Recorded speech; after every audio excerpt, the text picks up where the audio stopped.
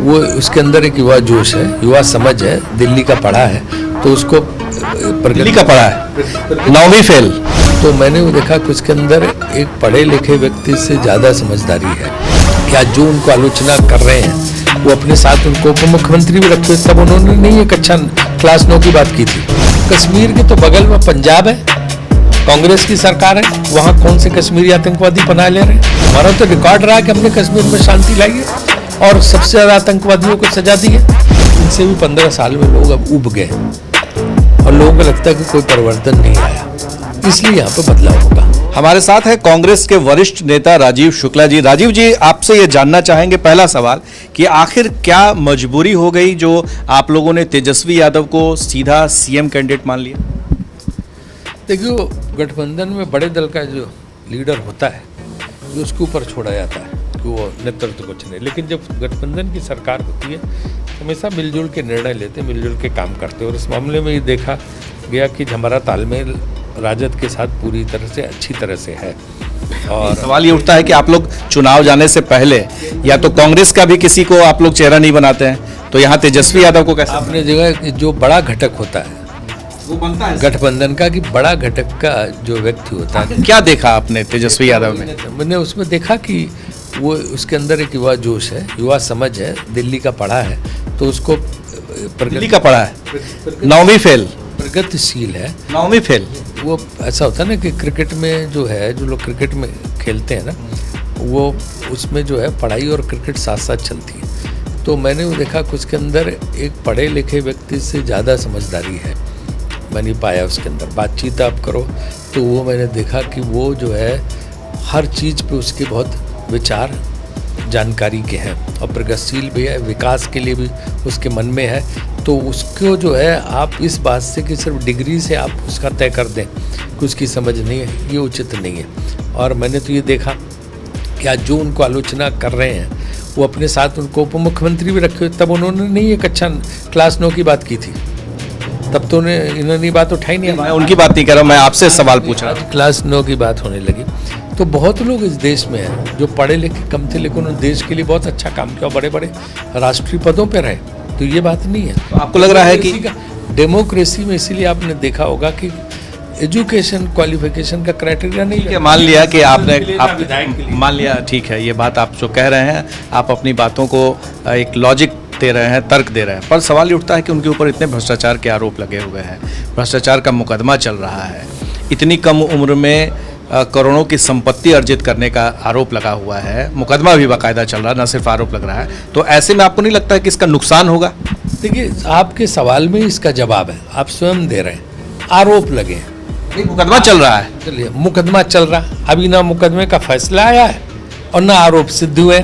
आरोप किस पे नहीं लगे? सब पे आरोप लगे हुए हैं, एक से एक आरोप लगे हुए हैं वहाँ पे। तो ये राजनीति में आरोप लगा दिए जाते हैं, आरोप के बेसिस पे कुछ नहीं। जब सिद्ध हो जाए कोई, जो सिद्ध होने के बाद ही आप किसी को सजा दे सकते हैं। तो सिद्ध होने वाले को क्या कहेंगे? नहीं, जो जब सिद्ध नहीं हुए हैं, है ना, तब ये हाल है। कितने आरोप हम लोग वहाँ, तो मोदी जी ध्यान ही नहीं देते, कितने लोगों पे हमने मध्य प्रदेश का। आप पहले बिहार पे आइए राजीव जी, पहले बिहार पे आ जाए, अभी मध्य प्रदेश से बिहार की बात कर रहे हैं। तो आपने कहा, एक सवाल है, आपने कहा कि सिर्फ आरोप लगना या मुकदमा कोई बात नहीं है, सिद्ध होने चाहिए।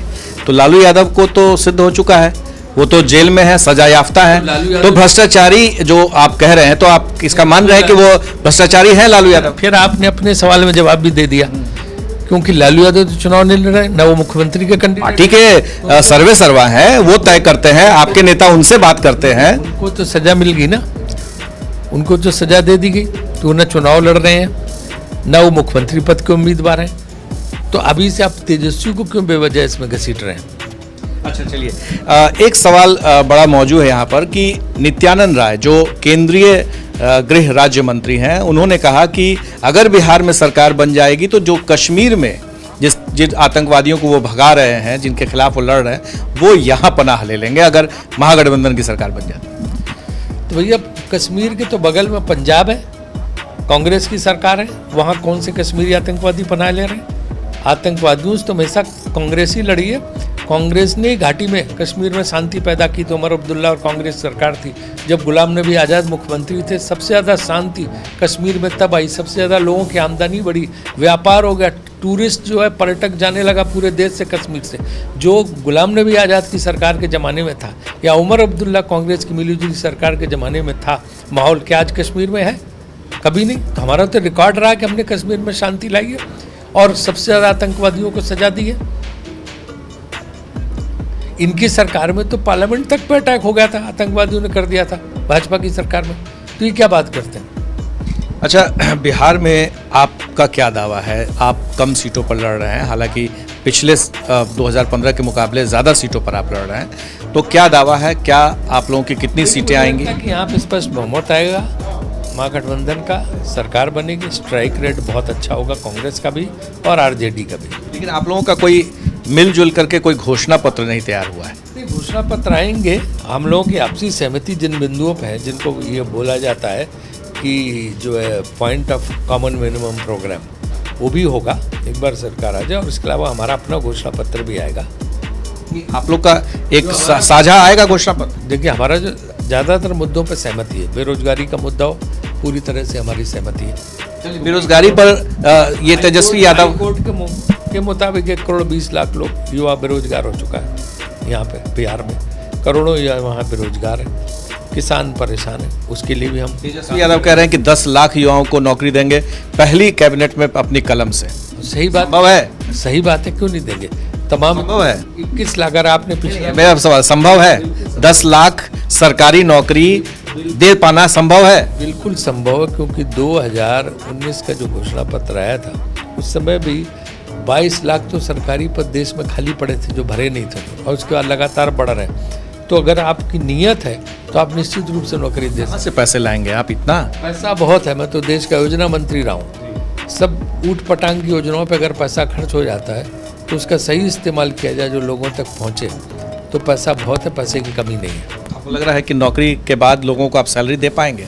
इतना तो बजट नहीं है। 10 लाख रुपए, अगर 10,000 रुपये मान भी लिया जाए एक औसत पैसे का, तो उतना पैसा तो आपके बजट में नहीं है। सरकार का राजस्व जो होता है ना, उसको बढ़ाने का काम भी साथ साथ होता है। इनको ना राजस्व बढ़ाना आता है।